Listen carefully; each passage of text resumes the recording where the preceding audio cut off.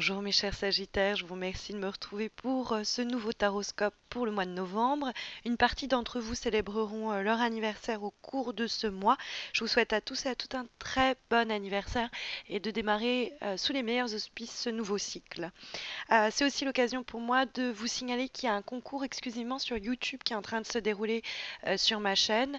Il y a une vidéo sur ma page d'accueil sur YouTube, donc vous cliquez sur vous abonner, vous arrivez directement sur ma page. Vous n'avez même pas besoin de vraiment vous abonner, parce que mais ce serait bien de le faire aussi, mais voilà, cliquer sur s'abonner, ça fait pas s'abonner, ça amène justement sur la page. Et là, vous aurez une vidéo qui marque où il y a écrit concours, 2 millions de vues, 11 000 abonnés. Et donc, il suffit de laisser un commentaire sous la vidéo. Le concours se termine le 6 novembre et ça vous permet de remporter le tirage de votre choix sur mon site internet qui présente différentes formules. Voilà, donc revenons aux tendances de ce mois de novembre, avec donc de l'âme majeure, la papesse, la carte du mât et deux coupes qui vont nous parler pas mal du plan émotionnel. Alors, la première des lames, c'est la carte de la papesse, qui est une carte qui peut se lire sur un plan très factuel et qui peut être là pour très simplement recommander, préconiser toutes les formes d'apprentissage, de formation, que ce soit ponctuel ou continu. C'est une carte en effet en rapport aux études ou à la connaissance profonde d'un sujet. C'est l'analyse, la période où on se prépare à des examens, c'est s'initier à de nouvelles compétences, de nouveaux savoir-faire. Euh, c'est l'expérience que l'on acquiert. Donc si on a des stages, même des examens, quels qu'ils soient, c'est le bon mois pour les passer, ces examens. C'est une carte où on se donne les moyens d'avancer au quotidien, notamment par un travail de l'esprit, parce que la carte de la papesse est très psychologique et hautement aussi intellectuelle. Elle a ici sur les jambes un ouvrage, elle ne le regarde même pas parce qu'elle sait ce qui se trouve dedans. Elle a accès à pas mal d'informations, quelquefois même à des connaissances occultes ou au savoir un peu inconscient, comme on parle de l'inconscient collectif aussi, il y a de cet ordre-là. Donc c'est une carte qui va vous inviter à écouter vos voix intérieures, vos intuitions, et à mettre en place certaines actions, certaines démarches qui vont peut-être pas être très véritablement réalisées ou concrétisées dans le quotidien, mais qui, dans votre esprit, se structurent et vont pouvoir déboucher sur une concrétisation. C'est une carte en effet qui nous parle de maturation, de gestation. On porte quelque chose et avec notamment l'as de coupe qui donne la direction des choses, il y a pas mal à parier pour que le fait que ce mois-ci soit le défi de faire naître ou émerger ce que on a couvé depuis, nourri ou qu'on a attendu patiemment parce que la papesse, elle attend aussi. Il y a l'idée un renouveau, hein. On a le mât qui est en vibration. Vous voyez, dans le cadre de ce tarot, de cette version dorée du tarot de Marseille, ils lui ont donné le chiffre zéro. C'est un petit peu plus compliqué que ça.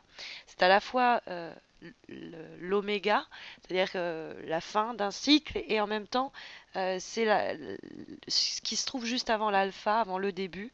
Donc, il y a l'idée de quelque chose qui s'achève, qu'on abandonne pour embrasser une nouveauté, quelque chose d'absolument innovant, inconnu, euh, qui nous fait sortir des sentiers battus.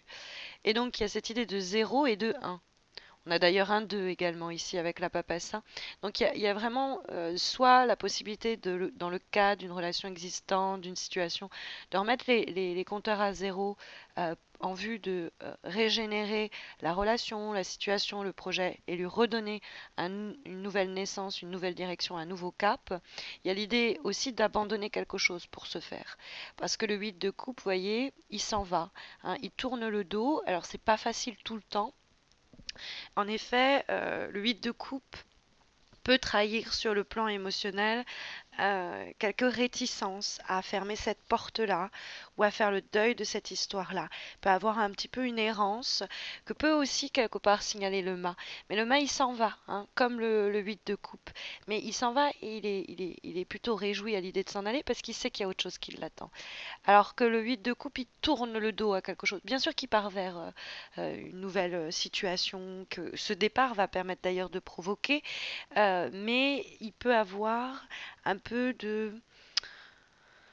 nostalgie, de mélancolie. L'idée, ah oui, mais ça faisait partie de moi, ou ah, on a passé tellement de temps ensemble, ou j'ai donné tellement de mon temps à ce projet, ou ça faisait tellement d'années que j'étais dans ce boulot. Il peut y avoir quelque chose comme ça où on va s'arrêter pour prendre le temps un peu de se souvenir de ce qui a été, mais normalement, c'est quand même avant d'en sortir, quoi.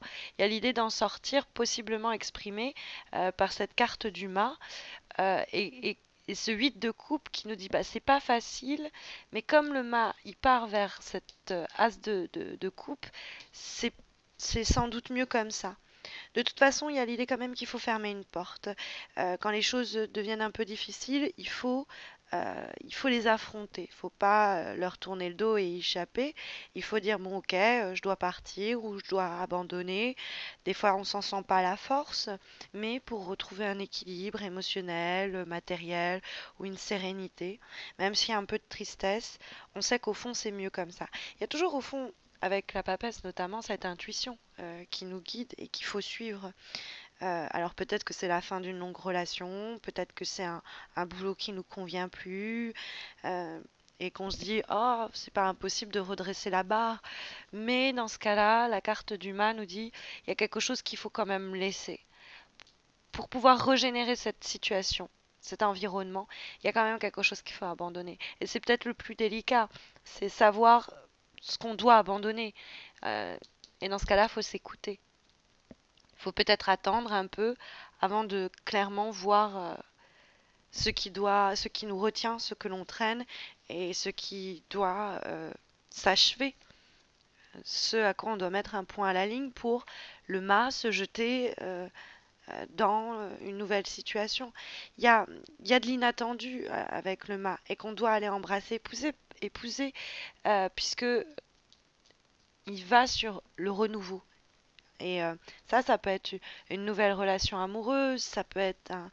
C'est, en plus avec le mât, ça peut être un voyage, un déménagement, une mutation vers l'étranger, ça peut être on recommence sur des nouvelles bases avec une amie, on fait table rase du passé avec un membre de la famille, on décide de tout abandonner, pas sur un coup de net, parce qu'on a envie d'avancer, et on se lance comme ça, peut-être contre l'avis de notre environnement, de notre entourage, mais il y a soit une sorte de réalisation, ça peut être mental, on se dit, purée, il faut que ça, j'abandonne ce projet, et parce qu'il y a ça qui me tend les bras, ça peut être un coup de chance dont on bénéficie et qui et permet l'émergence d'un nouvel état émotionnel, une nouvelle situation, parce que ce mât, il va courageusement, presque bravement, vers cet as de coupe. Donc ça peut être l'idée, allez, je commence cette formation, j'abandonne mon poste et je démarre cette formation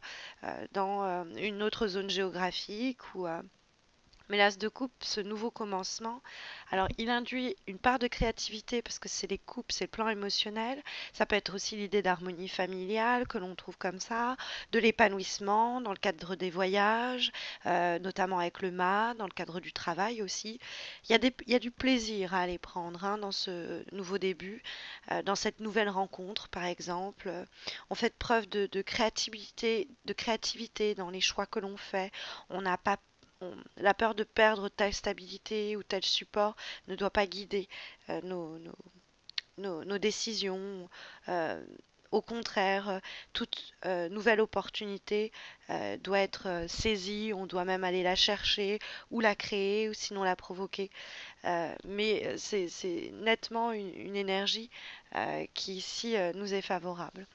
Et nous avons en avant-dernière lame, issue cette fois-ci du tarot Oshozen, qui est en fait une relecture des lames majeures et mineures du tarot de Marseille.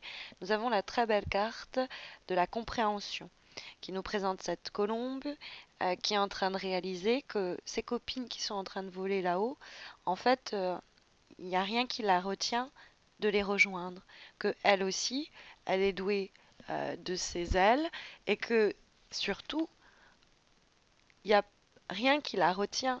La cage n'est pas fermée. Elle est ouverte et il n'y a qu'elle, il ne tient qu'à elle de pousser la porte, entre guillemets, pas vraiment pousser la porte, mais de s'envoler. Comme le mât, il ne tient qu'à lui de fermer cette porte pour s'acheminer vers cette nouvelle issue. Alors avec peut-être même un projet qu'on avait mûri, auquel on avait réfléchi. Mais il y a l'idée, effectivement, d'une sorte de... On est à l'aurore, euh, d'une réalisation, d'une compréhension. Ça va aussi avec la carte de la papesse, de ses intuitions, de cette voix intérieure, et du mât, qui peut être... Alors ça peut être un coup de génie, hein, mais ça peut être aussi une sorte de prise de conscience, quoi. Paf, une illumination. On se dit, ah oui, c'était ça, mais pourquoi je me suis infligé ça jusqu'à présent? On se rend compte que la porte était toujours ouverte, en fait, et qu'on se limitait, peut-être on se restreignait soi-même. Donc, belle énergie, et dans la dernière lame que nous avons, qui est cette fois-ci issue d'un oracle, celui de l'amour universel, pensé et dessiné par Salerno. Nous avons la carte Golden Memories, qui est donc l'idée de les souvenirs, c'est les souvenirs dorés, quoi, donc les beaux souvenirs, le bon vieux temps. Alors, ça peut être justement, cette carte, elle peut être mise en rapport avec le 8 de coupe, avec l'idée que peut-être ça nous fait du mal d'abandonner, de laisser quelque chose derrière soi, mais la carte est là pour nous rappeler que c'est pas parce que ça s'achève que ces souvenirs-là ne nous réchaufferont plus, que il nous reste les souvenirs et c'est quelque chose que l'on peut chérir. On est que ça, une banque de souvenirs, hein. On imprime tout en plus, mais ça peut nous dire voilà qu'on peut être encore nostalgique d'un temps où les choses, oui bon, la nostalgie quoi. Mais ça ne doit pas guider nos pas ce mois de novembre. Au contraire, on doit aller vers la nouveauté et l'absolument inconnu. Il faut quitter les terres inconnues pour pénétrer les terrains inconnus. Donc c'est un peu la recommandation pour ce mois de novembre, mes chers Sagittaires. Donc j'espère que ça saura vous guider. Mais si vous avez besoin d'un accompagnement plus spécialisé, sachez que j'organise un concours chaque mois sur Facebook pour vous permettre de remporter un tirage un peu comme celui-ci, mais dédié à répondre à votre problématique du moment. Le concours se passe sur Facebook, vous avez le lien de ma page sous cette vidéo, vous verrez, c'est super simple. Et puis vous savez aussi qu'il y a l'autre concours qui se passe cette fois-ci sur ma page d'accueil YouTube, donc une vidéo qui s'appelle Concours et que vous pourrez pas rater. Et il se termine le 6 novembre, ce concours-là. Donc n'hésitez pas à tenter votre chance d'un côté ou d'un autre. Bah écoutez, je vous souhaite à tous et à toutes un très bon mois de novembre. Je vous retrouve à la fin de ce mois de novembre pour les horoscopes de décembre. D'ici là, portez-vous bien.